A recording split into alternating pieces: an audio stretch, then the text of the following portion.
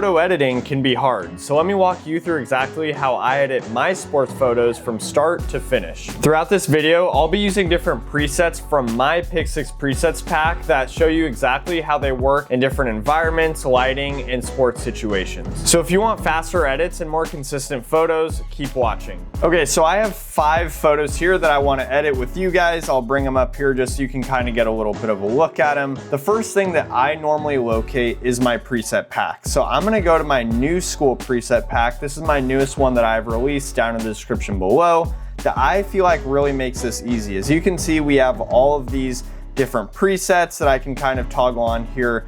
Blue skies looks good, color pop looks good. I like this Gotham black and white look. It's a little too bright off the start. The night film look looks really cool. And then the vintage film is probably, I don't love that look on here. But if I had to go with one, I think I want to try the blue skies on here.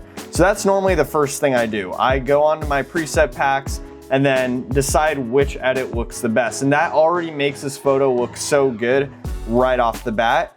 But then after that, I'll normally go into cropping the photo. And this really helps set up the composition and make sure that like I kind of know where I'm editing and what colors I need to look out for. So I can kind of get rid of all the other fluff in the photo. And as you can see, the quality is really high if we zoom in. And right off the bat, this looks amazing. It almost looks like this preset was designed for this photo, and that's how it'll look on yours as well. But I think I want to tone down the reds a little more in that field. And then this is what I'll normally do next. I'll head over to the color settings first before I do the light settings. I know it's kind of weird, but the light will normally fix it up. And to me, his lips are a little too red, almost like wearing lipstick. So I think I'm gonna desaturate that red just a little bit and shift it a little bit more in the oranges. So to me, this is a before and after, before and after. We see a little bit of, almost the blacks are too low, so I might increase them up to maybe here. Bring down the highlights a little more on the side of his face. And then this side looks just a little bit too dark. So I'm gonna come over here, grab this brush. This is pretty easy. I'm gonna go down where all the shadows are kind of here and just lift them. So I can go into the light settings and then simply lift the shadows here. Might bring the blacks down a little bit just to increase that black on his eye black. But other than that, I think that kind of improves it. And then if you want to even go above and beyond, because I lightened his other eye, I'll select in on the person here and then go to iris and pupil, then eye sclera, and then increase that just a little bit to give his eyes some pop in the photo. And that normally does it. That is normally like the finishing touches. So for me in this photo, here are my light settings. If you guys want to pause the video, here are my color settings. Orange, yellow, green, going through all those. Here are my effects. I could increase the texture like this if I wanted to even get more pop, and I think I like that because it texturizes his hair a little more. And then for detail, you can denoise it. I'll normally keep my luminance and color at around 25 and then 30, so it gets rid of any grain that's seen in the image. And to me, this looks really, really nice. I think this is a very high quality photo.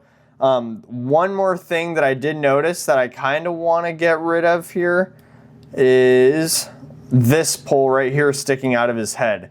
If you want to take your photos to the next level and make them look more professional, you got to really care about the details like this. So I'm kind of just scraping up this pole here, getting rid of it. It's kind of tedious, but to me, this now looks a lot better. We don't have a pole sticking out of his head. So this is the final edit to me. Here's what it looked like before, and here's what it looks like now with the applied preset. And to me, this looks so much better, way more professional, and all using, let's see, which preset did I use? The blue skies preset on here. So I'm really hyped with how that one turned out, and now let's move on to the next one. So again, using the same kind of ideas and process, I'm going to head to my preset section first. I'm gonna scroll through here. Blue skies looks very good on here. Color pop is cool, I don't love it. I do like the Gotham black and white. This film looks cool. I think I'm gonna go with the Gotham black and white on this. It just kind of really reinforces his eyes, which looks really cool. So I'm gonna go in on here. And then the next step, like I said, is cropping it in. When I crop in for Instagram, I use a 4:5 aspect ratio, and normally like to have that, using the rule of thirds, have that third on one of his eyes. So that looks really good. And I think the color settings are almost really good. With black and white, you don't have to worry too much about that. I might bring down the highlights just a little bit to bring in more, and then lift the shadows just so we can kind of see his face a little more. I'm gonna bring down the whites. Here's before and after so far. So I think that looks really cool. I might actually shift it to be a little bit, actually nah, the preset got it right first, you guys. We don't have to worry about that. But that looks really good to me. I think one thing that stands out to me about this photo is his eyes. They're like really cool, especially with the eye black underneath. So I wanna bring that out even more. So I'm gonna go to the masking section where we can detect people in this image, and then pull out just like how we did with the eyes. I think that looks really cool. And you can go over to here to preset. These aren't mine, these are just what they have inside Lightroom, and go to enhance eyes. And look at that, that really makes the image pop. I could bring this up even more. And that brings out the eyes. And I might head back here just to bring down the blacks a little bit more, just so we can see how cool this shot is. And I think this is gonna be the final look on this photo. This is a before. It's a cool photo starting off. He's kind of talking to his coach. But then after this, we get a really cool image. And I want to show you guys even more what you could do with cropping, because alongside presets and all of that, I think cropping kind of saves the day with photos. So you could even bring it in like this and get a super cool look with that. I might crop out his shoulder even more, but check that out. It's a more stylistic and creative approach to this photo, but I think it pays off and it looks really sweet. Moving on to the next photo, I want to make this process a little bit quicker now that you guys are kind of getting the hang of it. I'm going to go through here, look at all my presets. I think I like the sunny day one the most. I feel like those complemented all the colors for Oregon the best. Again, I'm going to crop it for Instagram, so I'm going to bring it in like this.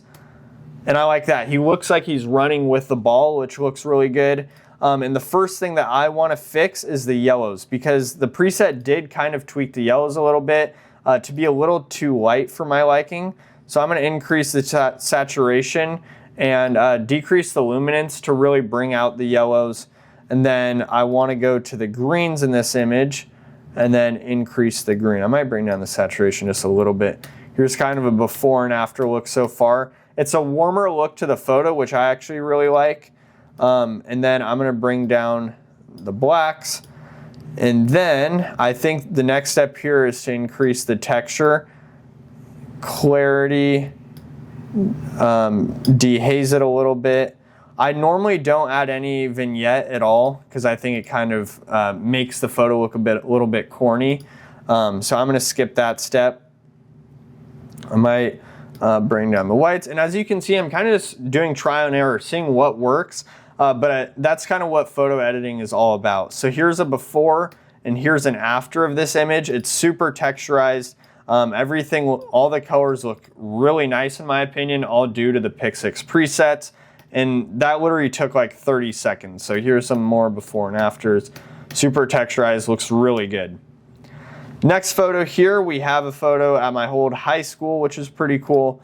The first thing that I noticed is a little bit off-centered, so I'm gonna fix the cropping a little bit and then bring it in like this. The second thing I noticed, since I already said I noticed something, is this light up here. I really like that light, and I think we can do a lot with that. I'm gonna first go through all the presets. Yeah, blues, I don't know, some of these look a little bit too much, but I kind of am gonna settle on this vintage film here. I like the way this looks, and kind of looks like it was shot on film, which is the kind of intention for it. First off, I don't really like the helmet color that it went with. So I'm gonna go over here, increase saturation more on that, but then it's also translating to his legs. So I'm gonna go like that. To me, that looks a lot better.